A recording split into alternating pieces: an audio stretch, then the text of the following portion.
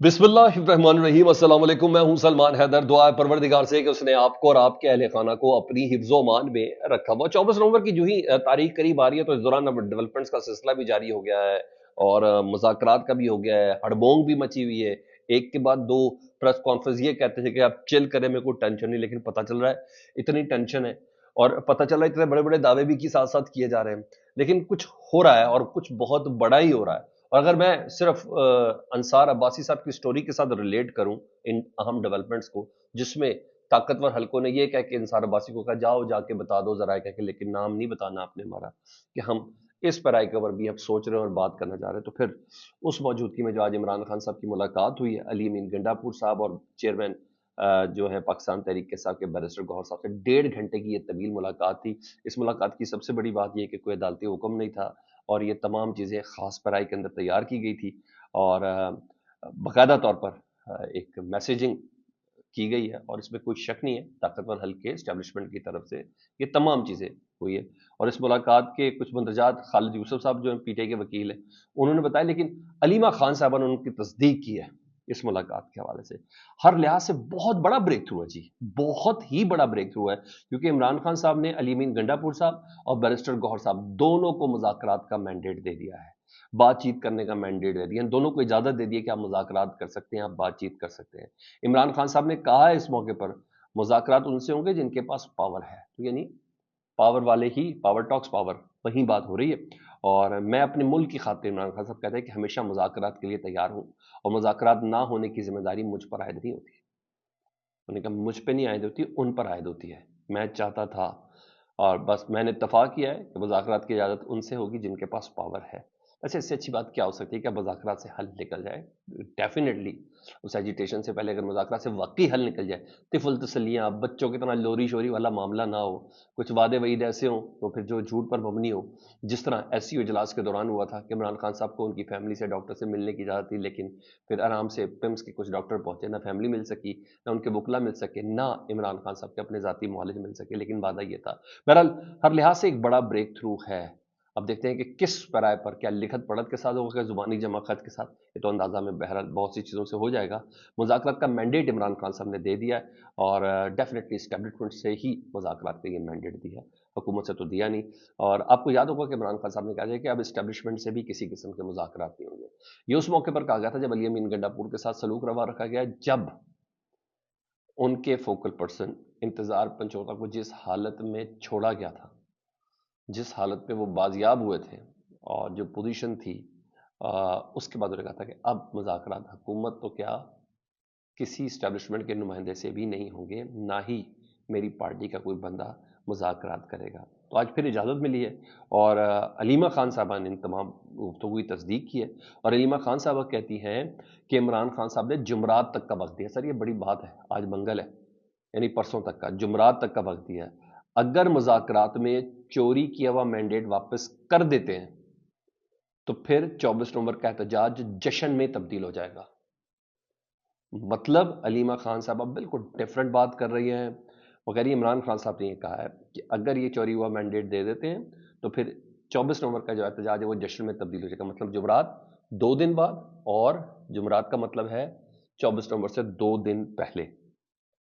तो it means a lot. और अब देखें क्या होता है। हाँ, उधर एहतजाज इतना असाब पे सवार है, इस हद तक असाब पर सवार है कि पहले फैसल वाडा साहब ने प्रेस कॉन्फ्रेंस की, फिर पंजाब की जो तर्जुमान है, वजीर इत्तलात है अज़मा बुखारी साहबा ने भी प्रेस कॉन्फ्रेंस उनको भी करनी पड़ी। पहले ज़रा अज़मा बुखारी साहबा की प्रेस कॉन्फ्रेंस का थोड़ा सा आपके सामने ऑपरेशन कर लेते, फिर बाकी बात बाद में करते हैं। तो अज़मा बुखारी साहब कहती है जेल में अली अमीन गंडापुर साहब ने इमरान खान से जो मुलाकात की है, उन्हें क्या उस मुलाकात से मुतल्लिक बता दें कि क्या बातें हुई हैं, वरना हम तो बता ही देंगे।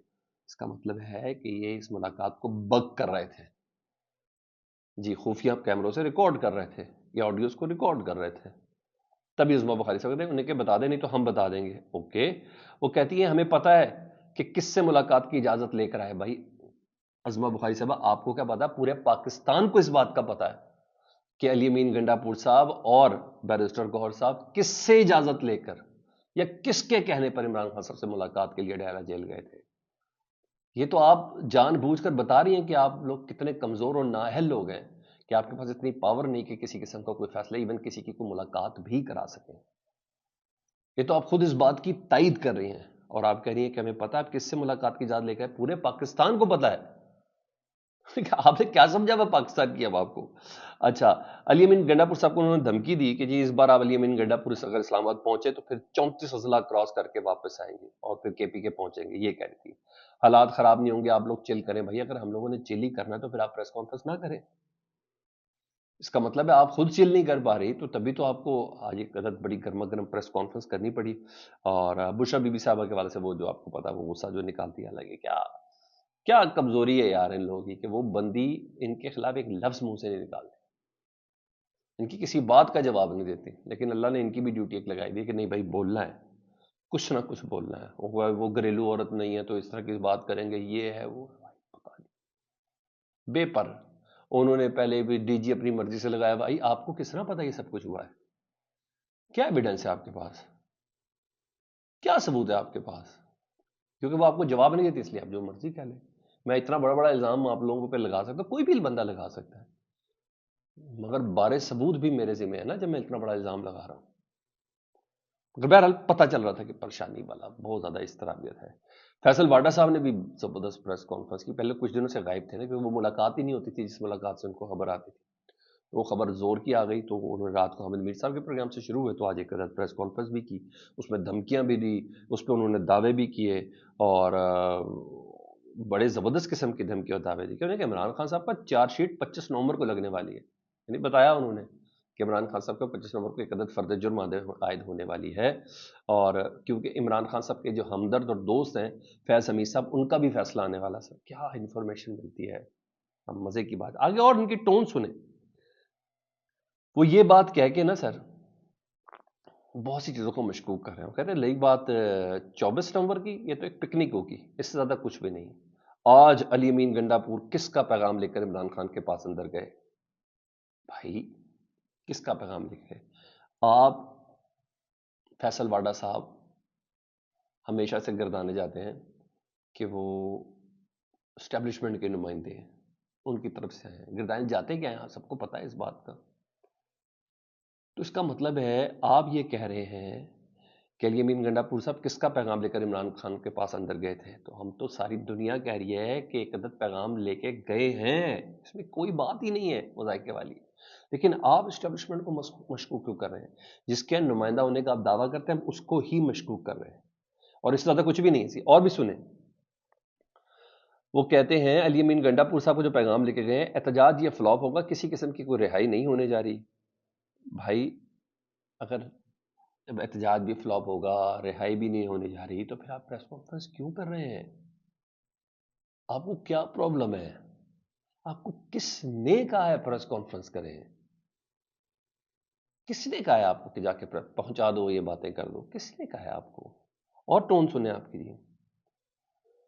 یہ صرف کنفیوز کرنے کی کوشش ہے اور کچھ بھی نہیں ہے۔ وہ کہتے ہیں کے پی کے بھی پاکستان کا حصہ ہے، بھارت کا نہیں ہے۔ ہمیں لگا، لفظ سنیں، وہ کہتے ہیں ہمیں لگا کہ ملک کے خلاف سازش ہو رہی ہے تو وہاں بھی ریڈ ہو جائے گی۔ بھائی آپ کہتے ہیں ہم حکومت کے اتحادی نہیں ہوں، پھر ہمیں لگا آپ کون ہے جسے یہ لگے گا کہ کے پی کے میں ریڈ کرنی ہے؟ آپ کون ہیں؟ کچھ تو بتائیں، آپ کچھ تو بتائیں۔ کل آپ نے یہ کہہ کے بتایا کہ بیسیکلی ضمانت میں 9 مئی کے کیس میں عمران خان صاحب کی اس لیے ضمانت ہوئی کیونکہ مجھے ضمانت ہونی تھی، میری رہائی اگلوں نے کروانی تھی، اس لیے عمران خان صاحب اس میں مقدمے وار تھے، ان کی ہو ہی جانی تھی، اسی میں ضمانت ہونی تھی۔ تو بہرحال آپ الزام لگائیں جو مرضی لگائیں، اور وہ کہتے ہیں آپ الزام بے شک جو مرضی لگائیں کہ ماسک والے آ گئے، ڈالے والے آ گئے، جاؤ جو الزام لگانا لگاؤ، مطلب دھمکیاں بھی ساتھ دے رہے ہیں اور یہ بھی بتا رہے ہیں کہ کے پی کے میں ہم کوئی کارروائی کریں گے۔ لب و لہجہ بتا رہا ہے جی فیصل واڈا صاحب کا کہ ان کے اندر سے کون بول رہا ہے اور کتنا بول رہا ہے۔